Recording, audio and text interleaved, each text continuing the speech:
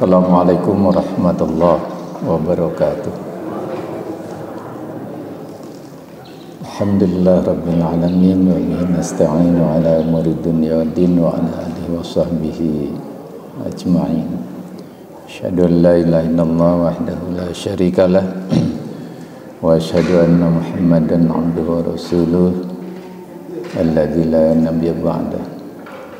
Allahumma salli wa sallim ala nabiyyina Muhammadin sallallahu alaihi wasallam wa ala alihi wa sahbihi ajma'in. Hadirin, pada pagi hari ini kita mengawali tugas hidup dan kehidupan dengan baik, insyaallah. Diawali dari tempat berkah yang dirindukan oleh orang-orang yang beriman.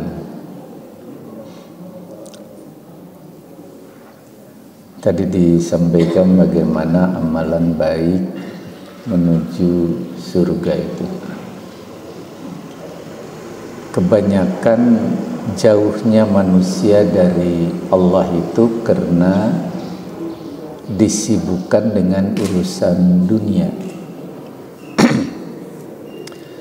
Ketika urusan dunia lebih mendominasi kehidupan, maka yang tumbuh dalam jiwa kita adalah kepentingan-kepentingan. Ketika kepentingan diri lebih kuat, maka pasti ada orang lain yang dirugikan. Nah, dari situlah barangkali hak-hak orang itu akan terambil ketika orientasi kita pada kepentingan. Kepentingan apa? Kepentingan sesuatu yang menguntungkan. Jadi kan ada untung, ada rugi. Ketika orientasi kita pada keuntungan diri, pasti ada kerugian yang dialami oleh orang lain.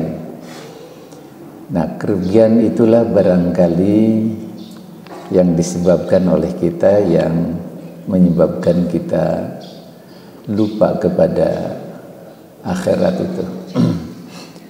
Karena itu Umar bin Khattab menyampaikan, aku tidak menginginkan kekayaan dunia, namun aku hanya ingin agar Allah memberi keberkahan dalam setiap nikmat yang ada pada kita.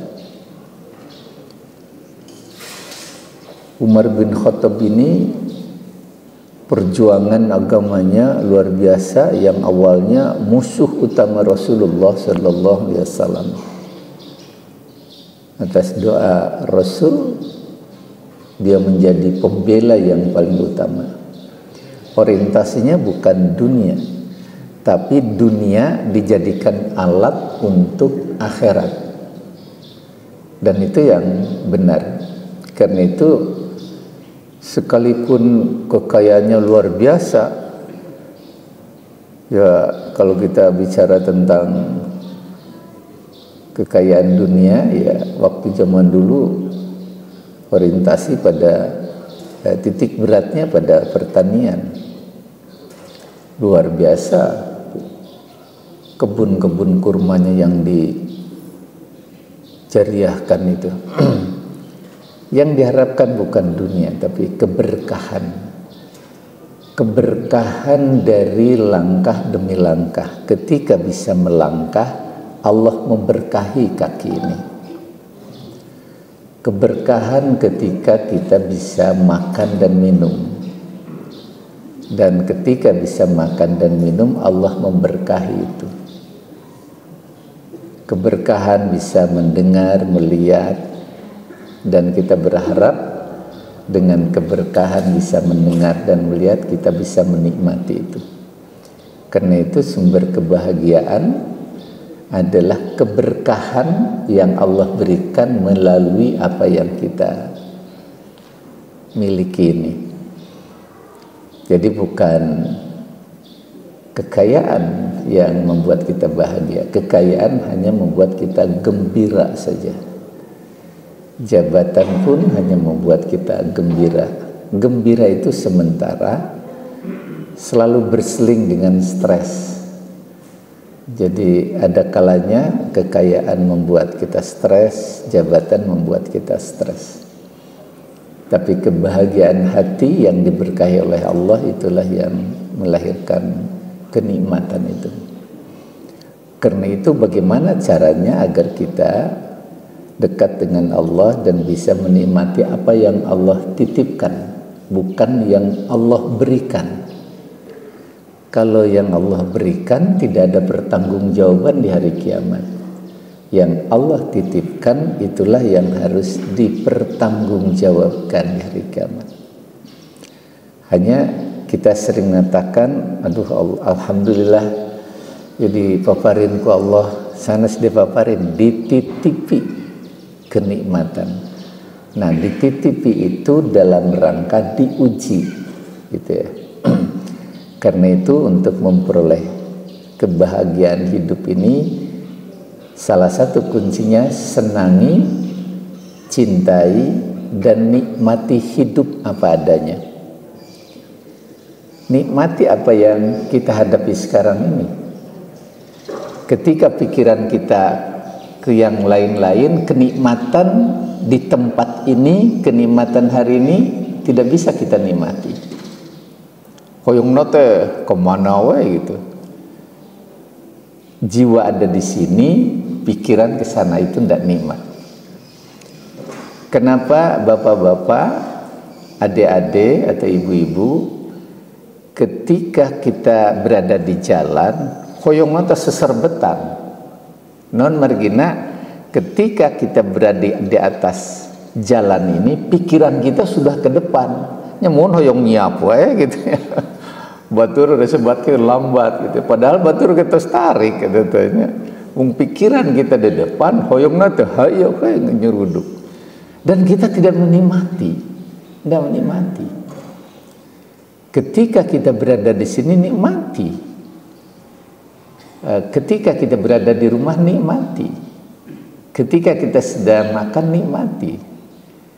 Kita tidak nikmat makan ketika pikiran kita ada di medsos ya. Ayo itunya kita tidak bisa menikmati kerja ketika pikiran kita tidak ke pekerjaan.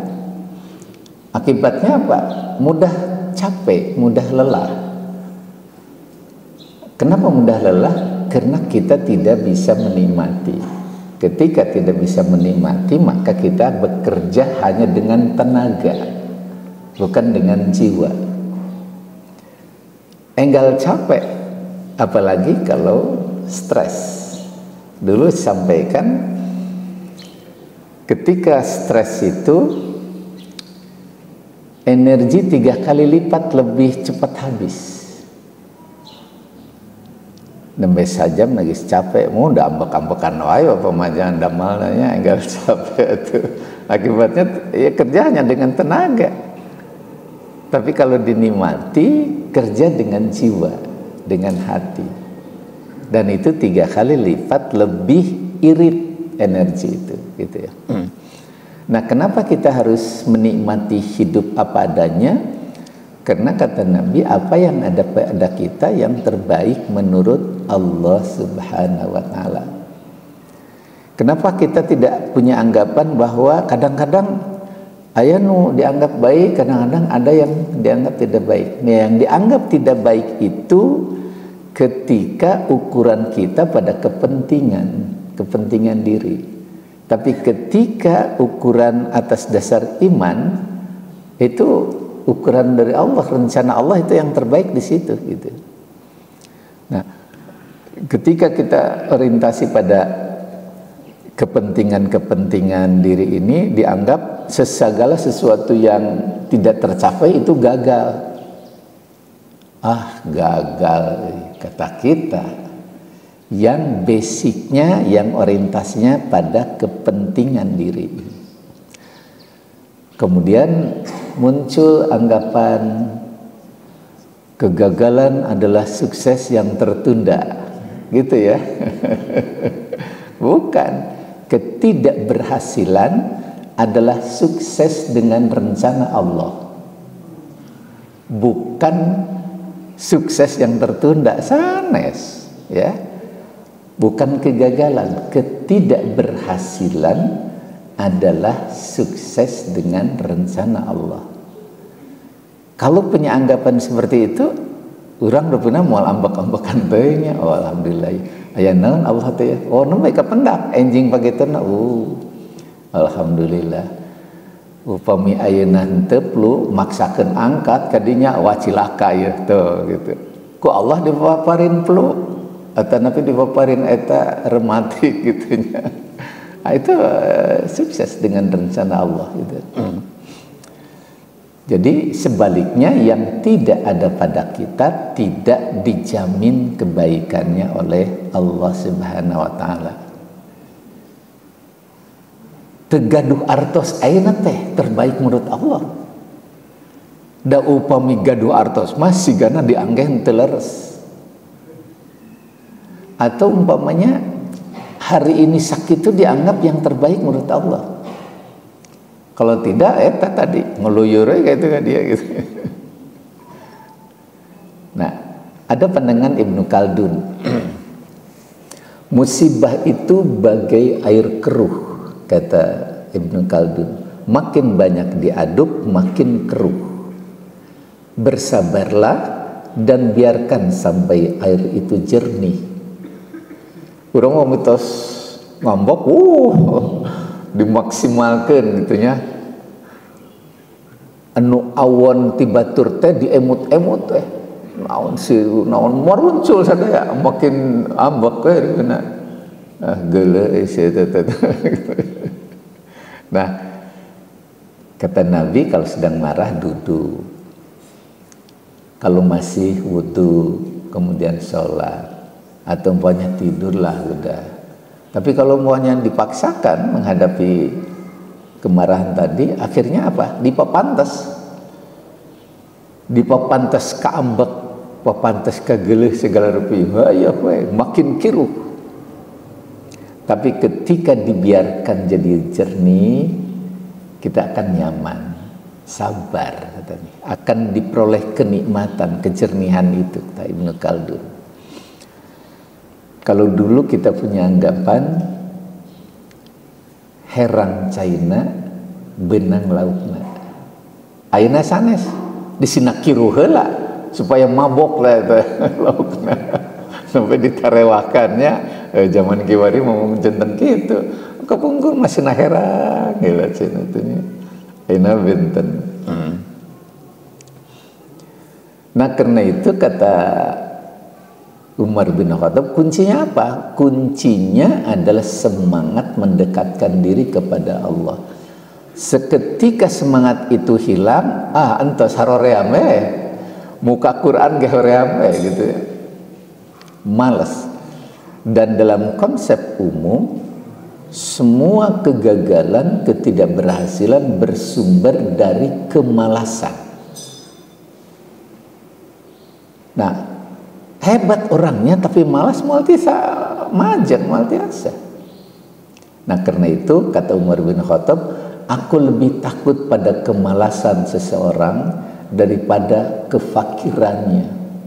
Orang fakir kerja keras, nu tadina jenten pedagang, sanes pedagang, tukang las. Ono jenten pengusaha besar di mana Karawang. Yang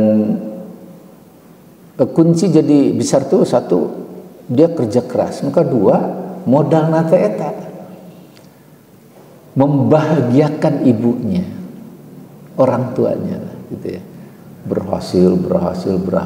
Jantan pengusaha besar di Karawang itu, dia lebih menghargai orang yang dekat dengan agama. Akhirnya setiap waktu tiba, hentikan seluruh pekerjaan di pabrik itu. Ketika 1 jam dihentikan, katanya ada kerugian berapa?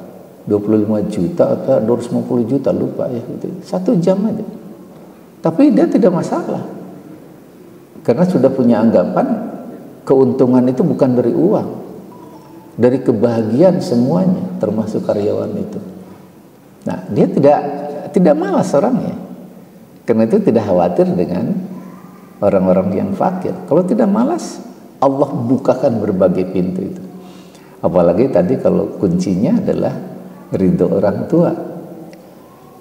Kunci keridhaan Allah di orang tua. Ridallah fi ridal walidain wa sukhtullah fi sukhtul walidain. Ketika seorang ibu berharap banyak kepada Allah menitipkan keselamatan, kebahagiaan anaknya sampai meneteskan air mata. Aduh, itu modal besar bagi anak itu.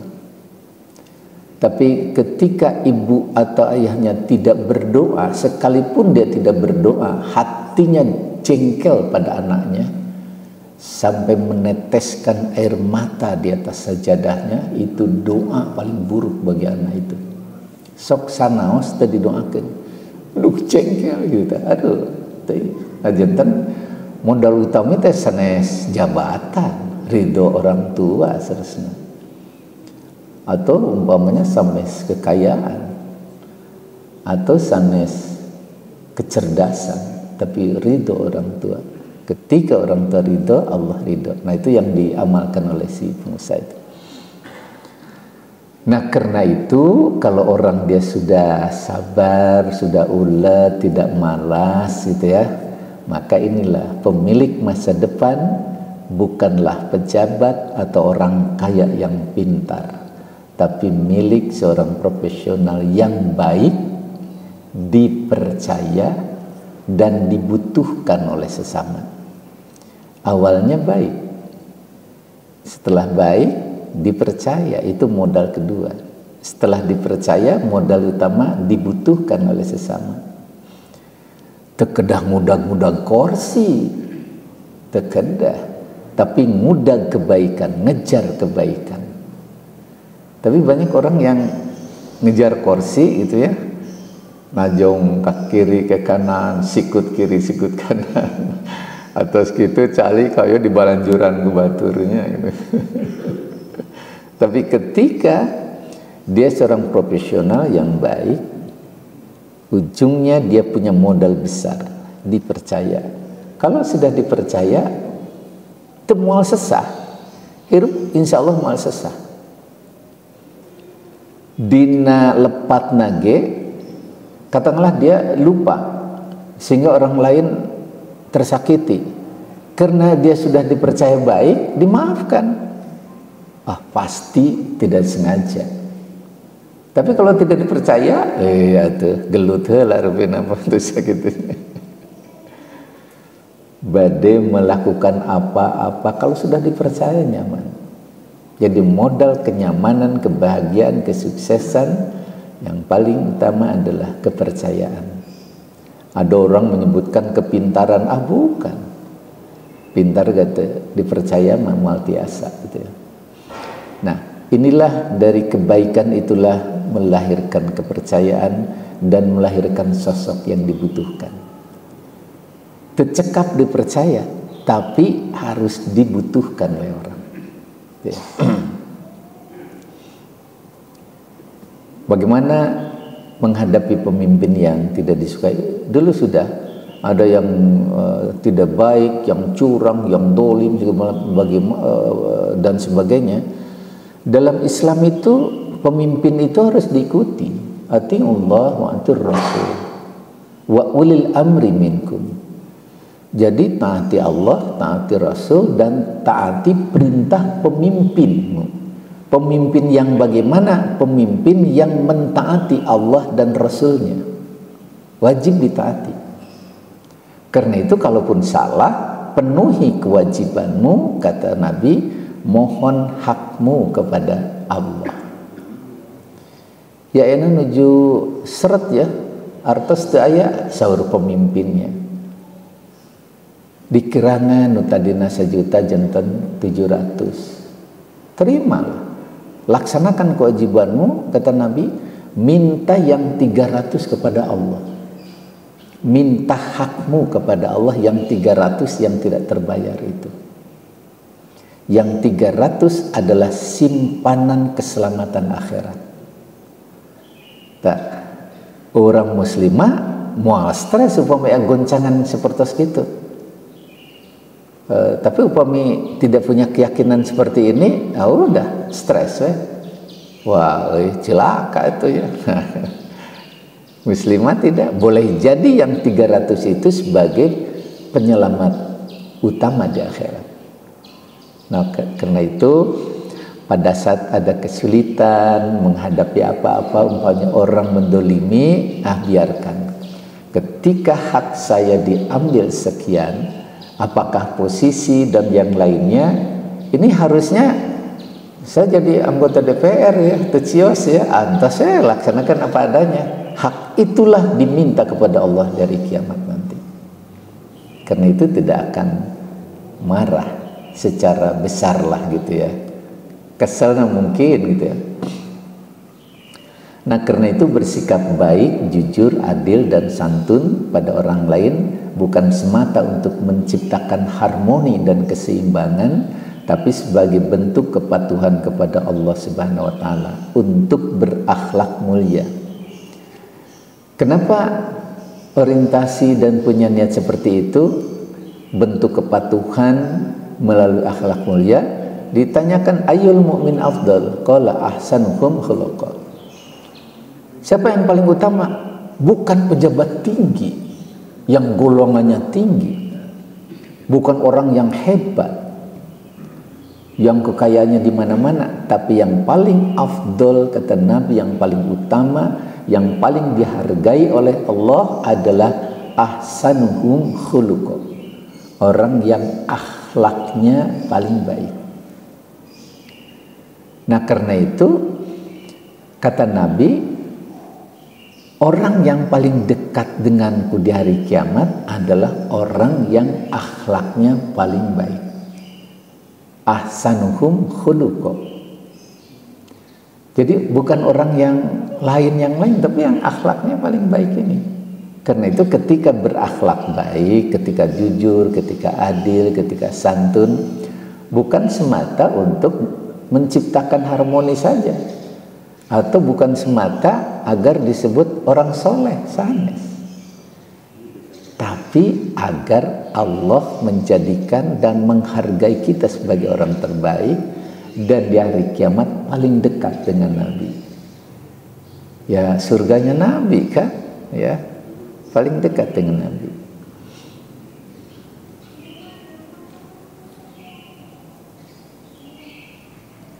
Nah, ini yang tadi, kegagalan itu bukan ketidakberhasilan meraih harta dan jabatan, tapi ketika dicabut naluri kebaikan, itu kegagalan. Dicabut naluri kebaikannya, dicabut naluri kejujurannya, dan dicabut naluri keadilannya oleh Allah, sehingga Anda hanya hidup dengan kepentingan dan membenci kebaikan dan keadilan. Itu ayah pikiran baik pada kebaikan itu. Kebaikan itu adalah keburukan baginya. Apakah dia tidak ingin berbuat baik? Ingin, tapi Allah tidak membuat dia menjadi orang baik ketika dicabut naluri kebaikannya oleh Allah. Nah, itu adalah azab terbesar bagi manusia. Ketinggalin mah mohon majeng ya. Wah, dina usaha berhasil, segala berhasil, tapi ketika jauh dari Allah, dia menjadi dolim, diazab oleh Allah, dicabut naluri kebaikan dan kejujurannya oleh Allah. Itu orang kedah tahun teh hati-hati ketika tidak senang dengan kebaikan, boleh jadi itu azab dari Allah itu. Ini harus banyak beristighfar. Surat Al-Isra 36. A'udzubillahi minasyaitonir rajim. Wala taqfu ma laysa laka bihi ilm. Inna sam'a wal basar wal fuad kullu ulaika kana anhu mas'ula. Janganlah kamu mengikuti apa yang kamu tidak mempunyai pengetahuan tentangnya. ma laisa laka bihi ilmun. Jadi kalau umpamanya tidak jelas pengetahuannya, nggak usah diikuti dulu pikiran ini. Cari dulu kenapa begini. Kenapa demikian? Karena inna sam'a, sesungguhnya pendengaran itu, wal basor, penglihatan, wal fuad, dan hati. Ini fuad itu hati nurani ini, ya. Ada al-qalbu, as-sudur, al-qalbu, intinya adalah al-fuad. Wal fuad, hati nurani ini, kullu ulaika kana anhu mas'ula. Semuanya itu akan diminta pertanggungjawabannya. Sanes tangan wungkul, tapi pendengaran, penglihatan, hati nurani oleh Allah akan diminta pertanggungjawabannya di hari kiamat oleh Allah. Duh ya Allah, seur orang tina ieu dosa duh. Pas muka deui alah euy gitu. Itu seur fitnah seur segala rupanya. Tina titinggalian, pendengaran, ya. Dianggapnya itu sesuatu biasa. Ya. Agama lain tidak sampai pada ini, tapi Islam sampai pada pertanggungjawaban seperti ini. Karena itu kebaikan itu bukan sekedar kewajiban, tapi kebutuhan bagi orang yang ingin selamat dunia dan akhirat itu. Kalau upami ku CCTV makan ketinggali fisik unggul, isin, sieun, CCTV. Tapi sam'a wal basar wal fuad itu diabaikan. Hadis riwayat Muslim, surga itu dipenuhi hal-hal yang tidak disukai. Jadi hufatul jannah bil makari, segala yang tidak disukai itu umumnya adalah surga, jalan surga. Sedangkan yang paling disenangi hufatun nar itu adalah syahwat. Neraka itu mahal. Narkoba cabenya sebaraha itu teh, pinerakaan awis itu teh. Awis. Persekongkolan jahat awis itu teh, pinerakaan. Tapi ketika membaca Al-Qur'an, ketika baik pada orang tua, ketika sujud, itu insya Allah mirah. Dan itu jalan ke surga. Tapi pihoreamun itu teh. Pihoreamun. Karena kebaikan-kebaikan. Apa sebabnya? Nafsu dan setan itu sebagai alat untuk menggoda itu. Ayeuna setan mumpung setan teu ayanya kantu nafsu wungkul, orang berusaha memperbaiki diri itu gitu. Nah, karena itu dalam hadis lain, pangkal segala kebaikan adalah Islam, tiangnya adalah salat, dan puncaknya adalah jihad. Untuk menjaga semuanya, kata Nabi, jagalah lisanmu ini. Berumur kadang-kadang anu teu kedah dicarioskeun teh nya, ayo we gitu nya. Nyarios terkontrol. Nah, rupina seperti pribadosnya nu atas anom kadang-kadang sakilap nyaris kemana-mana itu. Teka kontrol.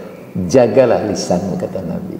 Dalam hadis lain, jagalah lisan dan tangan ini. Dua itu.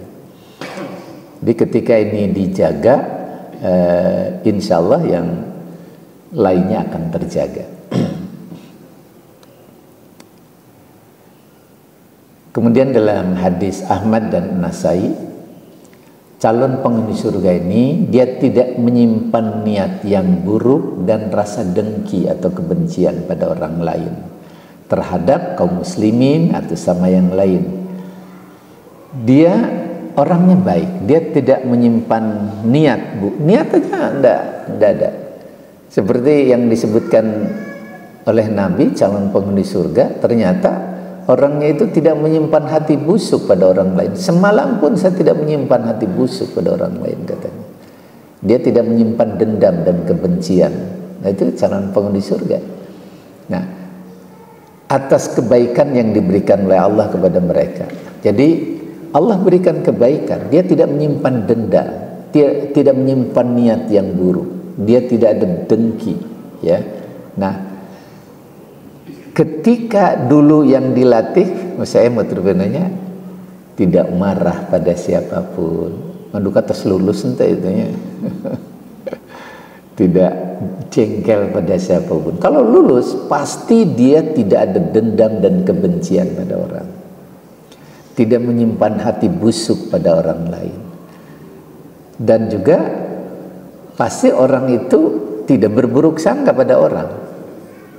Nah, ini yang disebut oleh Nabi jalan menuju surga itu, dan itu yang disebut oleh Nabi calon penghuni surga. Sampai 3 kali Nabi menyebutkan ternyata amalannya sederhana tapi berat, tidak menyimpan hati busuk semalam pun pada orang lain, tidak ada dendam dan kebencian.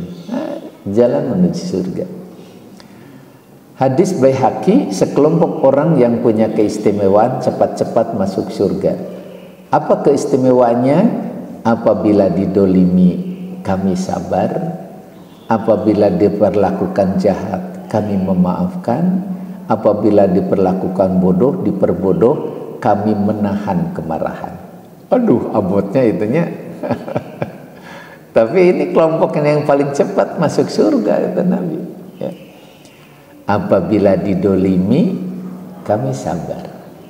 Bahkan dalam hadis lain, man syarra yusrafallahul bunyan wa turfa'ulahu darajat, bukan hanya sabar, jadi memaafkan orang yang mendolimi. Kalau di sini sabar ketika didolimi oleh orang. Nah, sabarnya itu, sabar itu bukan takut. Aduh, abdi mah alhamdulillah sabar ke di jalan apa ditilang ke polisi ge nyamu udah salah bapak ditilang polisi mah sana sabar namanya sieun eta mah benten sareng sabar sanes bloon sanes sieun, ya. Ketika mampu membalas dia menahan. Nah, itu jalan cepat menuju surga. Apabila diperlakukan jahat kami memaafkan. Nah, ini yang kedua yang tadi disebutkan. Ya, pimpinan jahat ya saya, tapi hilang kekesalan, saya maafkan dia.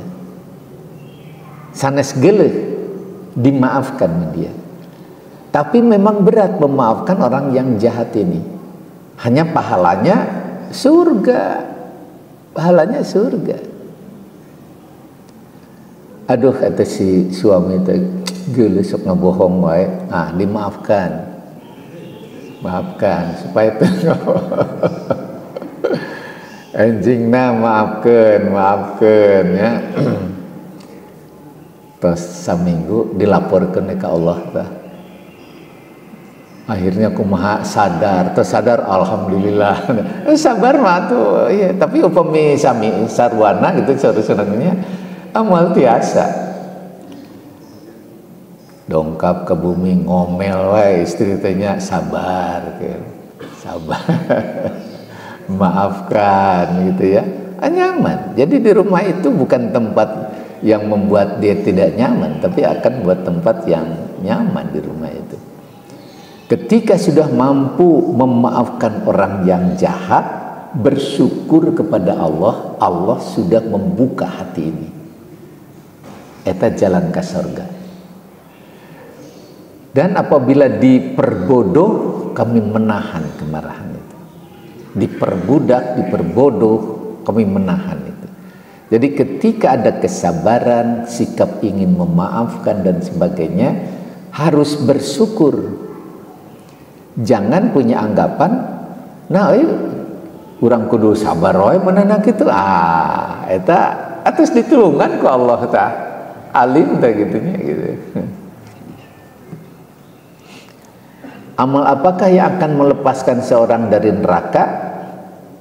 Kata Nabi, beriman kepada Allah, mencari sesuatu yang direzekikan Allah kepadanya, menyuruh berbuat baik dan mencegah berbuat kemungkaran, membantu orang yang dikalahkan, yang lemah, menahan dirinya berbuat menyakiti, ya.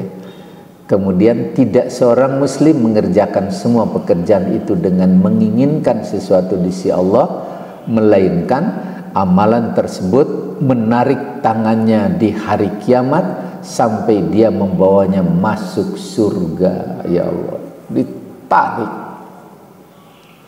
tidak ke neraka, ditarik masuk surga. Siapa dia? Beriman kepada Allah. Dia mencari rezeki karena Allah, bukan bekerja karena uang, tapi bekerja karena Allah. Kan peryogi milarian artos mohon mencari uang karena Allah, sanes bekerja karena uang. Kalau bekerja karena uang, lillahnya hilang. Lillahnya hilang, akhiratnya tidak pendak. Gitu.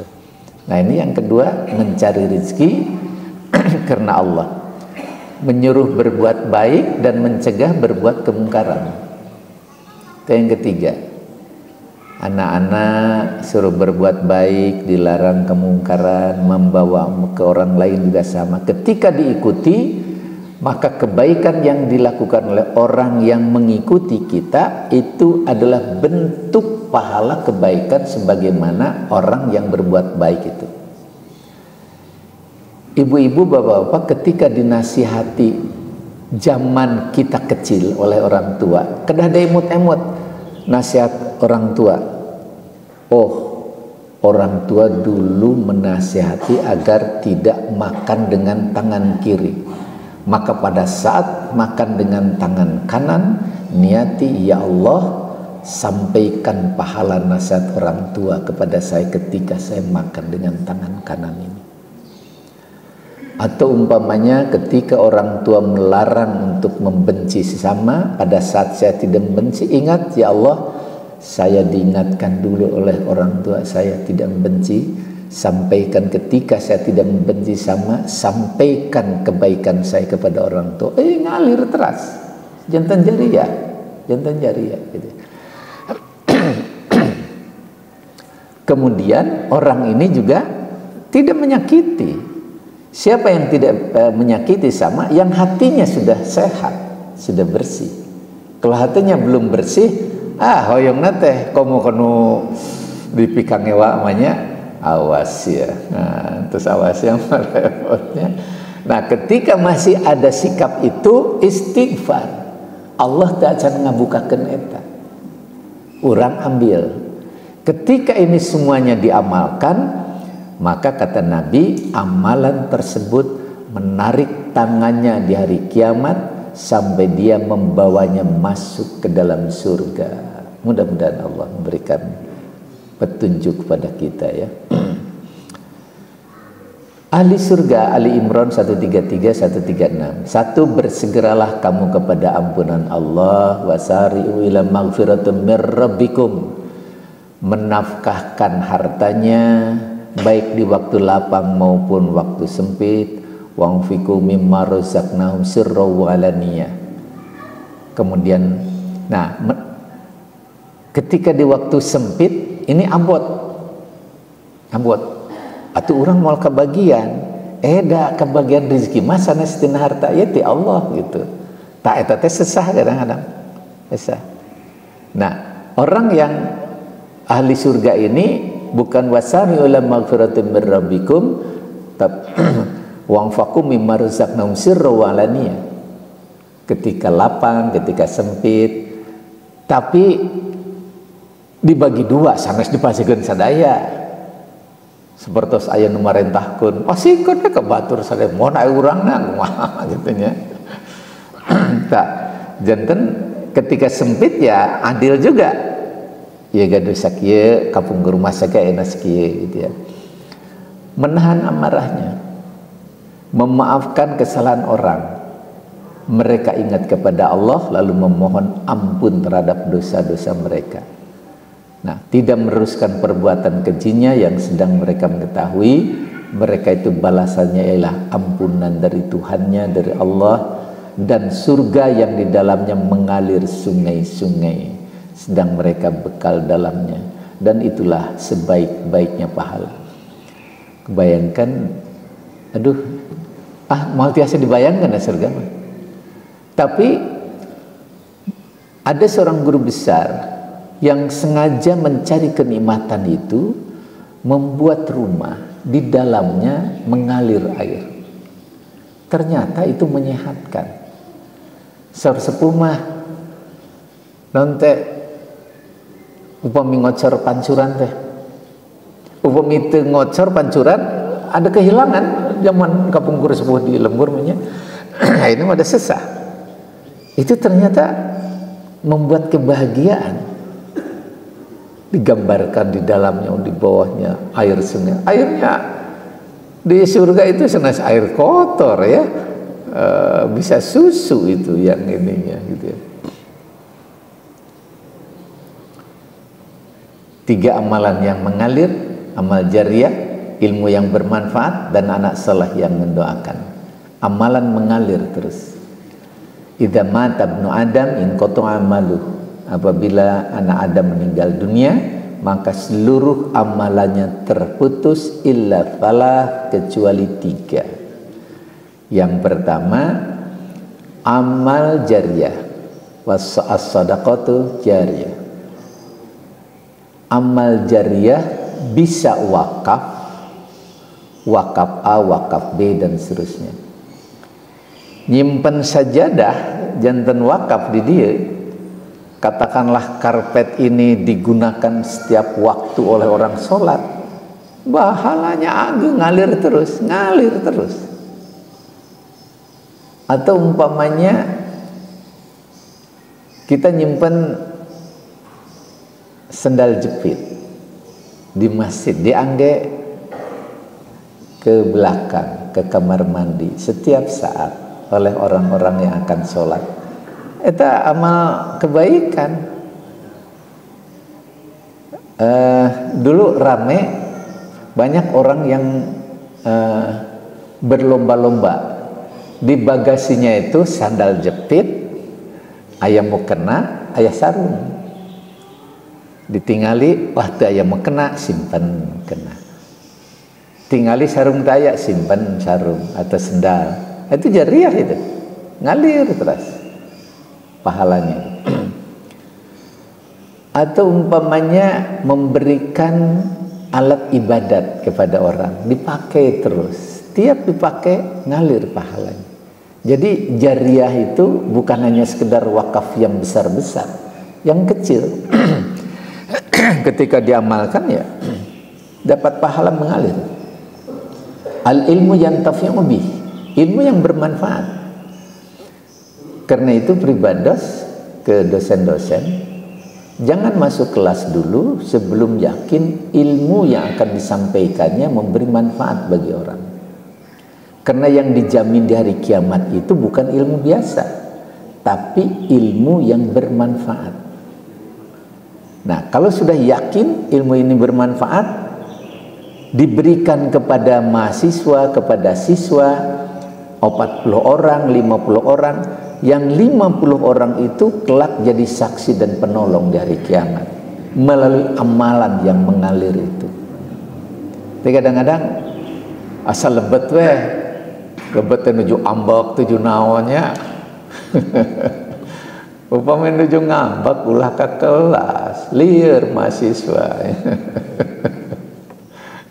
Mahasiswa yang bahagia, ayo diceraikan. Nah, anak saleh yang mendoakan. Ada yang bertanya, Bapak saya tidak termasuk anak soleh. Kalau saya mendoakan orang tua, apakah akan ngalir? Yang mendoakan juga soleh, Bapak teh. Kalau tidak soleh, mau ngedoakan. Insya Allah, kalau dekat dengan Allah, kita berdoa, anak soleh itu ngalir terus.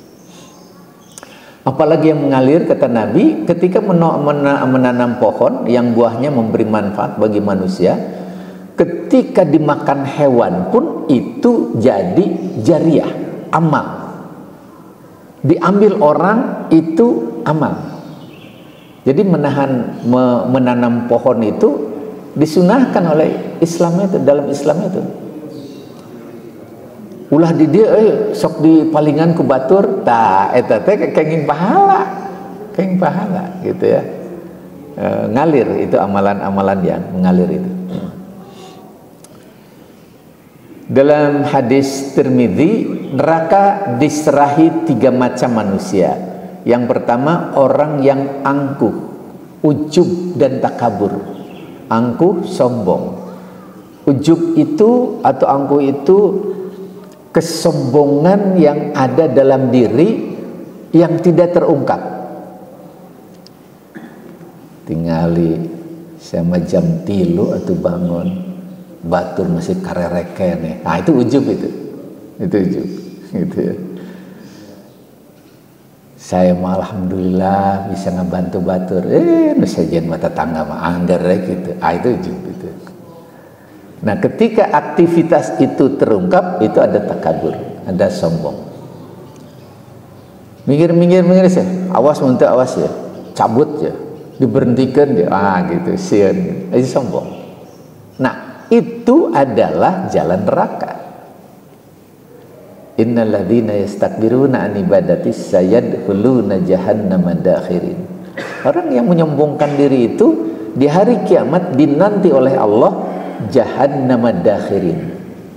Neraka jahanam abadi di dalamnya. Tapi tidak terasa ketika sombong itu dosa besar. Dianggap biasa-biasa we. Namun teku sadi kerjakan udah mulai selesai ku batur moal. Oh, itu sombong gitu. Padahal atos ngademelan itu teh. Saya pada melan ada. Saya pada melan. Kemudian orang yang memohon selain kepada Allah, buka bersama nyadak anu makanan rebutan teh nya ditafsirkannya berbagai macam. Upami di daerah tertentu mah dan upami ieu keun di aya buah-buahan sakala rupi diperebutkan teh upami Muharram, satu Muharram. Ditafsirkannya berbeda. Aya nu nafsirkeun tuangan wungkul, aya nu nafsirkeun ieu jimat. Jimat. Sampai disimpan. Nah, itu memohon selain kepada Allah, menganggap ada kekuatan di luar kekuatan Allah. Ini neraka ini. Neraka. Kemudian orang menggambar, menyembah gambar gitu ya. Itu yang bernyawa ini masih kadang-kadang pribadi juga masih bingung gitu ya menafsirkan itunya. Zaman dulu memang tidak ada foto, sekarang ada foto. Zaman dulu itu digambar, setelah digambar ada keinginan, kemudian boleh jadi itu bagian dari persembahan. Kalau persembahan otomatis ya itu yang tidak boleh gitu ya. Nah, 3 kelompok inilah yang jalur neraka itu. Nah, karena itu jangan mati dalam keadaan sedang menyimpan harta yang haram. Hadis riwayat Ahmad ini. Jangan mati dalam keadaan sedang menyimpan harta yang haram. Kita tidak tahu harta yang haram yang mana. Tapi ketika dilakukan melalui pengoplosan, tekenging gitu nya. Kenging aya dina itu gula duka leres duka hentenya pas dibuka gula merah tengah nanti tanah ya Allah ya dolim eta jalminya gitu ya tanah itu ada juga diberitakan minyak yang 1 liter itu isinya berapa 0,75. Kalau itu 1 hari dibeli oleh 1000 orang, 1000 orang itulah yang akan nuntut pertanggungjawaban hari kiamat nanti. Hadis Muslim, ya, datang menuntut pertanggungjawaban itu. Nah, jadi jangan mati dalam keadaan sedang menyimpan harta yang haram, karena kata Nabi, tiada seorang mendapatkan untung dari uang haram lalu dinafkahkan, maka tidak ditinggalkan untuk ahli waris, melainkan menjadi bekalnya ke dalam neraka. Ya Allah, ditinggalkan dipaributkeun ku ahli waris, ari anjeunna ka neraka. Mohon barudakna mah aratoh nya tina harta haram dipaributkeun dugi ka garlut. Ieu na ka neraka. Itu jangan. Hadis riwayat Ahmad. Amalan untuk mengejar jalan surga. Ini jadi bila hari ini belum dapat memberi kebahagiaan kepada sesama, usahakan hari ini tidak menyakiti orang. Dinten ye ulah, ya. Karena kalau menyakiti pahala saumnya saya. Bila hari ini belum dapat melakukan amal soleh, usahakan hari ini tidak melakukan dosa dan kemaksiatan. Ulah amal soleh geraheun teu nya ulah dosa urang teh. Bila hari ini belum dapat berakhlak mulia, usahakan hari ini tidak menyimpan hati buruk pada sesama. Baik pada sesama itu. Tidak ada dendam, tidak ada kebencian pada sesama. Kemudian bila hari ini belum dapat menghargai orang lain, usahakan hari ini tidak memberi nilai berlebih pada diri sendiri. Menghargai orang lain terbiasa, kadang-kadang orang masuk memberi nilai lebih. Orang memberi nilai 8, ku batur diberi nilai 6. Pada saat melewat tadi hormati ngambek teh si bapak teh. Mari naon saya teh pejabat oh gitu. Nilai 8 padahal kebetulan 4 nilainya teh apa coba. Jadi kalau belum bisa dapat menghargai orang, usahakan hari ini tidak memberi nilai berlebih pada diri sendiri. Bila hari ini belum dapat memberi manfaat, usahakan hari ini tidak memberi mudarat pada sesama.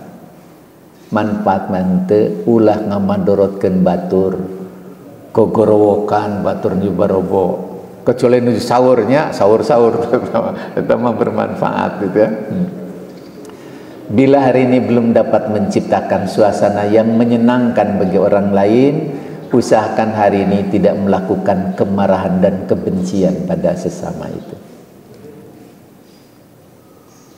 Bila hari ini belum dapat mengingat kebaikan orang, usahakan hari ini tidak melupakan keburukan orang lain. Dapat melupakan.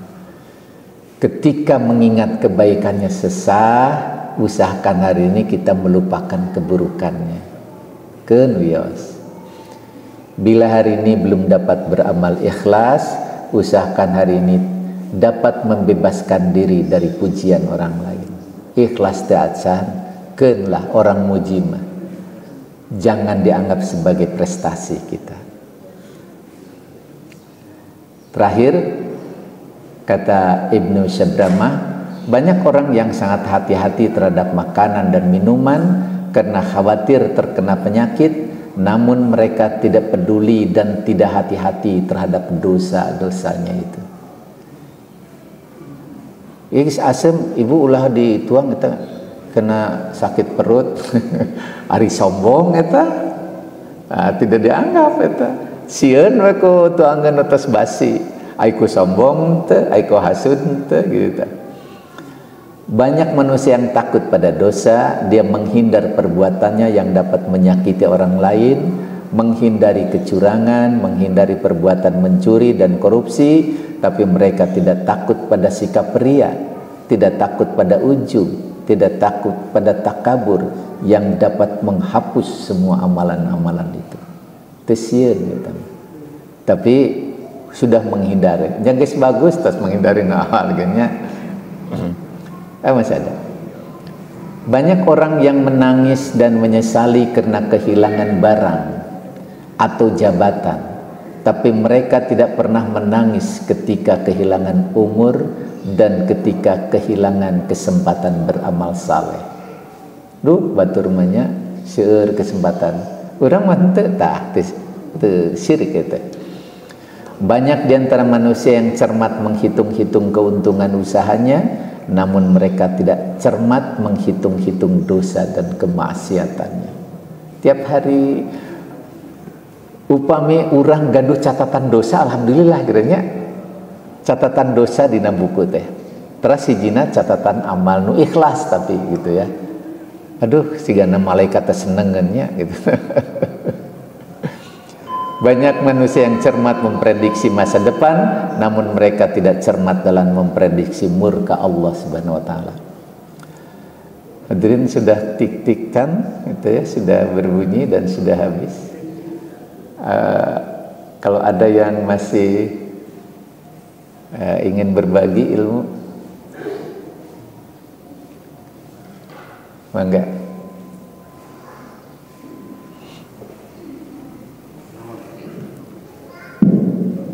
Assalamualaikum warahmatullahi wabarakatuh. Waalaikumsalam warahmatullahi wabarakatuh. Saya tertarik dengan materi keburukan itu sebagai mikro. Diaduk-aduk menjadi mikro. Iya, iya. Nah, saya menanti kesabaran untuk keserminan. Pertanyaannya, kalau dari ada istilah kegagalan adalah itu kalau ada kesuksesan, ini juga itu ada istilah kesabaran ada batasnya. Nah, pertanyaannya, sampai kapan menunggu ayat sendiri?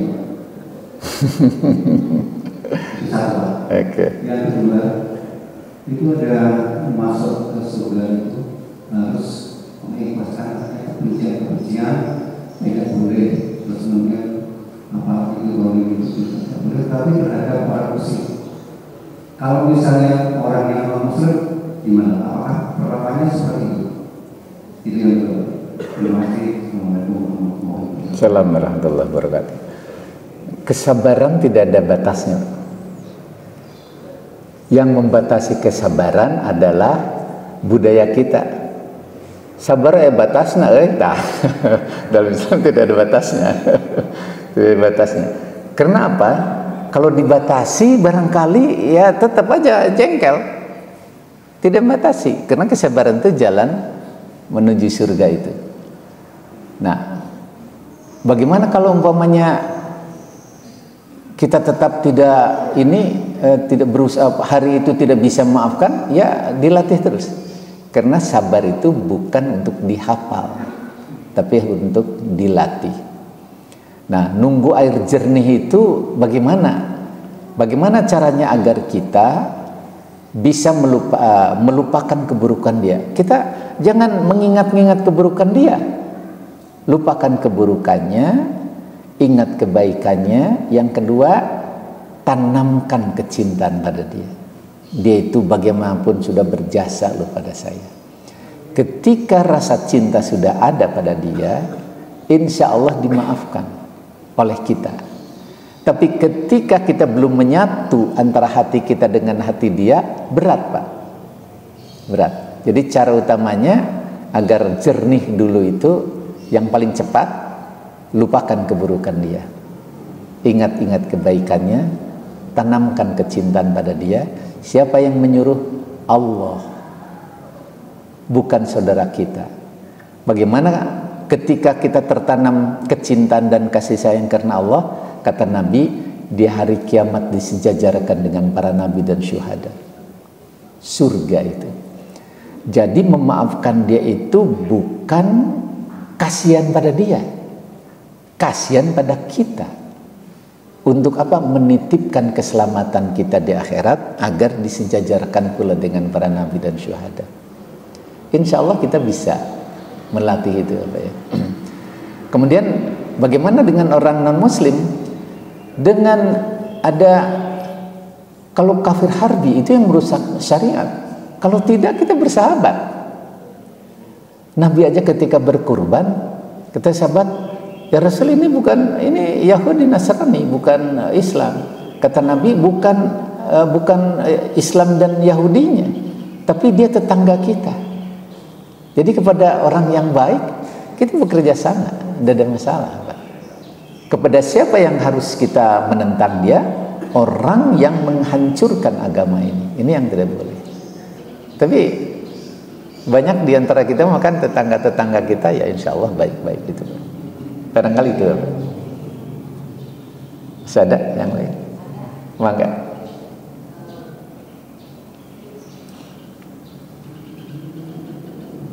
Assalamualaikum warahmatullahi wabarakatuh. Waalaikumsalam. Yang ingin bertanya, Pak Prof, seandainya kita kan tahu sekali itu bukan lagi sesuatu hal yang rahasia, di mana nanti kita tuh seolah-olah terampas oleh para koruptor. Apakah kita juga harus memaafkan atau dibalik atau mendoakan juga? Karena kalau dilihat dari ekspresi wajah kayaknya mereka tuh tidak bersalah gitu, kelihatannya tenang-tenang saja, senyum saja gitu. Itu aja yang ditanyakan. Korupsi itu bukan uang kita yang diambil, uang negara. Kalau yang berhubungan dengan uang kita, ada pencurian. Mencuri itu mengambil barang dari seseorang tanpa diketahui. Ada penggelapan. Penggelapan itu mengambil barang orang yang sudah ada di tangan kita. Itu merugikan kita. Ada yang perampokan, mencuri itu terang-terangan di hadapan orang itu. Nah, ini uang kita. Apakah kita maafkan atau tidak? Ini tergantung kita. Kalau korupsi itu tindakan yang merugikan uang negara atau kekayaan negara. Kalau merugikan uang negara atau kekayaan negara, itu masuk korupsi. Ini batas, kalau di hukum pidana yang lain, batas maksimal setinggi-tingginya. Korupsi serendah-rendahnya. Itu yang dilakukan oleh orang. Bahkan kalau tidak salah dulu saya sampaikan, di dalam undang-undang tipikor beda dengan konsep dalam Islam. Konsep dalam Islam itu ada hadiah. Hadiah itu diberikan setelah pekerjaan selesai. Itu boleh kata Nabi. Di undang-undang tipikor, ketika pekerjaan selesai, dia melaksanakan tugas kenegaraan, kemudian sudah selesai, kemudian diberikan sesuatu, itu gratifikasi. Suap. Gratifikasi ini kalau tidak dilaporkan kepada yang berwajib, paling lama 1 bulan itu masuk korupsi. Di Islam tidak, itu masuk hadiah. Nah, sedangkan suap di Islam itu diberikan di depan, maksudnya untuk mengubah keadilan. Setelah diberikan ini, keadilan jadi berubah, itu suap. Nah, suap ini neraka. Suap ini laknatullah. Bukan dosa ya. Bukan dosa. Laknatullah, Allah melaknat, hidup bahagia tapi dilaknat Allah, dan juga neraka. Itu yang korupsi. Nah, bagaimana kita memaafkan dia? Ya, serahkan kepada pemerintah. Kecuali kalau uang kita yang diambil, dimaafkan, diikhlaskan. Kalau umpamanya ada yang curi gitu ya, saya dicuri uang ini 10 juta, tapi sampai sekarang gak ketahuan. Selamatkan uang yang 10 juta itu. Bagaimana cara menyelamatkannya? Ikhlaskan dia. Sodakohkan, sodakoh pada orang yang dolim, pahalanya jauh lebih besar daripada sodakoh pada orang baik. Nah, itu cara menyelamatkan uang yang didolimi, yang dicuri dan sebagainya, yaitu diikhlaskan plus dimaafkan. Tapi untuk korupsi didoakan mangga. Gensya mual jamuga gitu maksudnya. Nah, ini insya Allah ini sudah ada hukumnya, tapi yang harus didoakan mudah-mudahan para penegak hukumnya itu bisa menegakkan keadilan. Itu aja yang didoakan oleh kita barangkali ya, sehingga korupsi bisa hilang. Barangkali sudah waktunya sudah selesai. Mohon maaf apabila ada hal-hal yang kurang berkenan. Subhanakallah bihamdika asyhadu an la ilaha illa anta astaghfiruka wa atubu ilaik. Assalamualaikum warahmatullahi wabarakatuh.